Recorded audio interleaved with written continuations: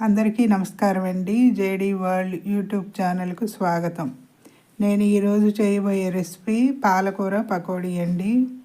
చాలా టేస్ట్ ఉంటుంది. ఇది ఆకుకూరతో పకోడీలు చేస్తున్నారండి. పాలకూర పకోడీ. ముందుగా పాలకూర ఒక కట్ట తీసుకున్నానండి. చక్కగా ఏరి కట్ చేసి పెట్టుకున్నాను. కడిగి ఒక కట్ట ఆకుకూర. దీనికి ఒక గరిటెతో తీసుకున్నానండి శనగపిండి. ఆకుకూర పాలకూర ఎక్కువ తీసుకున్నాను. గరిట శనగపిండికి పావంతు బియ్యం పిండి వేసుకున్నానండి.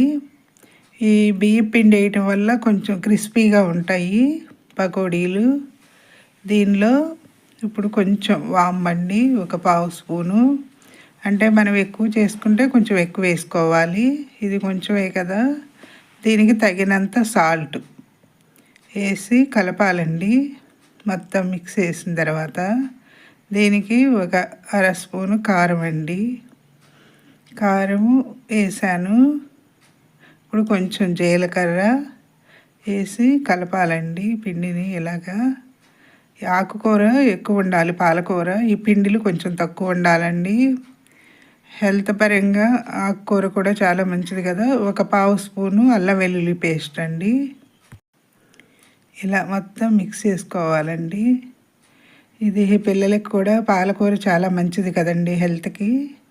ఇలా కలిపి ఇప్పుడు కొంచెం వంట సోడా వేసుకోవాలండి. దీనికి పొంగుతాయి, క్రిస్పీగా కూడా ఉంటాయి కదా. దీనికి కొంచెం ఒక పావు స్పూను గరం మసాలా వేసి ఈ పాలకూరలో ఉన్న తడి చాలకపోతే కనుక కొంచెం వాటర్ పోసి కలపాలండి. కొంచెం గట్టిగా ఉంటే పకోడీలు కూడా గట్టిగా కరకరలాడుతూ ఉంటాయి. ఇలా కలుపుకోవాలండి. మనం పల్చన అయితే మెత్తగా వచ్చేస్తాయండి. ఈ ఆకుకూరతో చేసేటప్పుడు క్రిస్పీగా ఉంటేనే బాగుంటాయండి పిల్లలకి కూడా. ఇలా కలిపి పెట్టుకున్న దాని తర్వాత స్టవ్ వెలిగించి మూకుడు పెట్టానండి. దీనికి డీప్ ఫ్రైకి ఆయిల్ వేసుకుంటున్నాను. అంటే మనము ఎక్కువ వేసుకోకూడదండి ఆయిల్ కూడా, తగుమట్టికి. తర్వాత కాగిన నూనె వాడకూడదు కదా. ఈ చపాతీ, దోశలు అలాంటి వాటిలోకి ఇలా పకోడీలు వేసుకుంటున్నానండి చిన్న చిన్నగా నేను. ఈ చిట్టి చిట్టి పాలకూర పకోడీలు. ఇది వీడియో పొద్దున్నే మార్నింగ్ ఎడిటింగ్ చేస్తున్నానండి. వాయిస్ ఓవర్ ఇవ్వటంలో ఒక పక్షుల అరుపులు బాగా వినిపిస్తున్నాయి. ఇలా కొంచెం వేగిన తర్వాత మరోవైపు తిప్పుకోవాలండి.